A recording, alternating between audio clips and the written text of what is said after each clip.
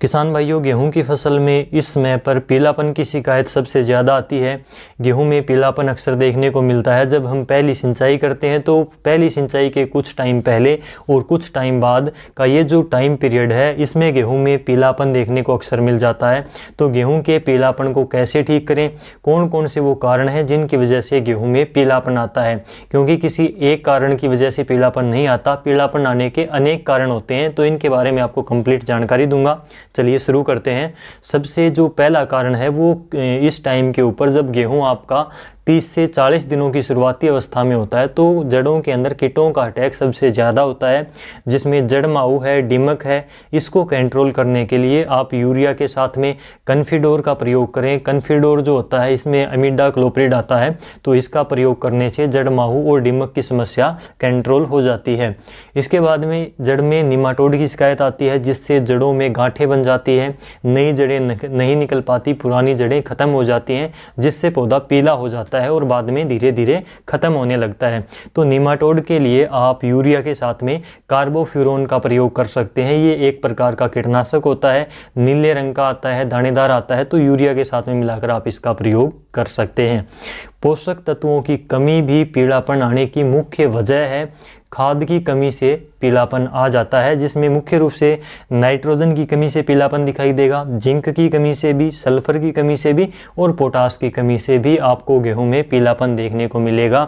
जिसके लक्षणों की बात करें कि कैसे पहचानें कि कौन से तत्वों की, कौन सी खाद की कमी है जिसकी वजह से ये पीलापन आया है, तो नाइट्रोजन की अगर कमी है तो पुरानी पत्तियों में आपको पीलापन दिखाई देगा, क्योंकि नाइट्रोजन धीरे धीरे पुरानी पत्तियों से नई पत्तियों की ओर चला जाता है, जिससे पुरानी पत्तियां पौधे की पीली हो जाती हैं। बाद में पीलापन पौधे के ऊपरी हिस्सों में भी आपको जाता हुआ दिखाई देगा। तो नाइट्रोजन की पूर्ति के लिए हम यूरिया का प्रयोग करते हैं, तो आप यूरिया डालें और यूरिया का आप स्प्रे भी कर सकते हैं, इससे जल्दी रिजल्ट मिलता है स्प्रे से। इसके अलावा यदि आपकी फसल में जिंक की कमी है तो जिंक की कमी से नई पत्तियां पीली पड़ जाती हैं और पत्तियों की नसें जो हैं वो हरी दिखाई देंगी। तो ये खास पहचान होती है जिंक की। इस समय पर जिंक की कमी को कैसे पूरा करें, तो जिंक सल्फेट जो 21% में आती है, 33% में आती है, इसका आप यूरिया के साथ में मिलाकर प्रयोग कर सकते हैं, या फिर चिलेटेड जिंक जो 12% एडेटा फॉर्मुलेशन में आती है, इसका आप स्प्रे करके भी जिंक की पूर्ति कर सकते हैं। इससे आपको तुरंत परिणाम दिखाई देते हैं, काफ़ी अच्छा रिजल्ट मिलता है स्प्रे का भी। इसके अलावा सल्फर की कमी को कैसे पहचाने, तो सल्फर की यदि कमी है तो नई जो पत्तियां निकलती हैं ऊपर से, जो पौधे की गोब होती है वो आपको पीली नजर आएगी। जो छोटी छोटी नई पत्तियां निकलती हैं वो बिल्कुल पीली हो जाती हैं। तो ये मुख्य रूप से सल्फर की कमी के लक्षण होते हैं। सल्फर की कमी को इस समय पर कैसे पूरा करें, तो इस समय पर आप 80% WDG फॉर्मुलेशन में जो सल्फर आती है उसका प्रयोग करें। यूरिया के साथ में मिलाकर आप डाल सकते हैं। ये भुजिया टाइप में आती है, पाउडर फॉर्म में भी आती है, तो आप ऐसे जो है सल्फर की पूर्ति कर सकते हैं। या फिर 80% में जो सल्फर आती है इसका आप स्प्रे भी कर सकते हैं, तो भी इसका आपको तुरंत रिजल्ट मिलेगा, अच्छा परिणाम देखने को मिलता है। यदि पोटास की कमी है तो पत्तियों के किनारे लाल पीले होते हुए आपको नजर आएंगे और एक प्रकार से ऐसा लगेगा कि पौधे की पत्तियों की किनारियां जली हुई हैं, किनारों से आपको जली हुई महसूस होगी। लाल और पीले रंग के आपको भूरे कलर के पत्तियों के ऊपर निशान दिखाई देंगे, तो मानकर चल सकते हो कि पोटास की भी आपकी फसल में कमी है।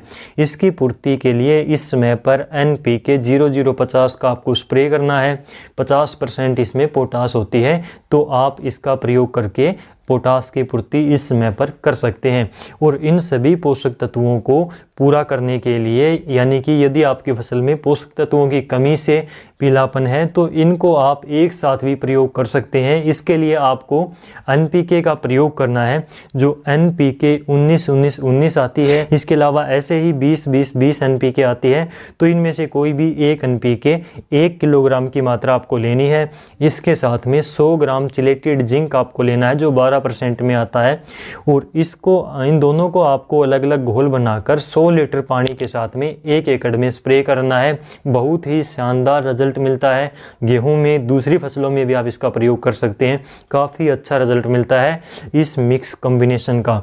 इसके अलावा गेहूं में तीसरा जो मुख्य कारण होता है पीलापन का इस समय के ऊपर, क्योंकि हम इस टाइम के ऊपर पहली सिंचाई के साथ में खरपतवार नाशक स्प्रे करते हैं, जिनकी वजह से एक बार फसल की ग्रोथ कम हो जाती है, पीलापन भी कई बार आ जाता है। तो अगर आपकी फसल में खरपतवार नाशक का स्प्रे करने से पीलापन आया है, बढ़वार कम है, तो 2 किलोग्राम यूरिया लेकर उसके साथ में 100 ग्राम चिलेटेड जिंक लेकर इन दोनों का घोल बनाकर आपको 100 लीटर पानी की मात्रा के साथ में 1 एकड़ में स्प्रे करना है। काफ़ी अच्छा शानदार आपको रिजल्ट मिलेगा। फसल के ऊपर अलग से ही बढ़वार आपको दिखाई देगी, एक अच्छा हरा रंग आपको फसल में दिखाई देगा स्प्रे करने के बाद में। और इसके अलावा कुछ ऐसी कंडीशन हो जाती है मौसम की, यानी कि विपरीत मौसम यदि है तो भी आपको फसल में, गेहूं में पीलापन दिखाई दे सकता है।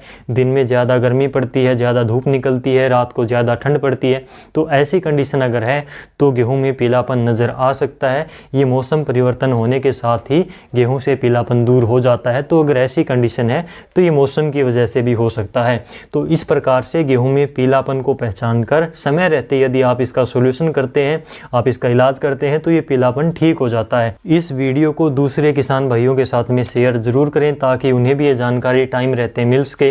इसी प्रकार की खेती बाड़ी की नई नई अपडेट के लिए अपने यूट्यूब चैनल को सब्सक्राइब भी कर सकते हैं। आज के इस वीडियो में बस इतना ही। आपसे फिर मुलाकात होगी, तब तक के लिए नमस्कार, जय हिंद।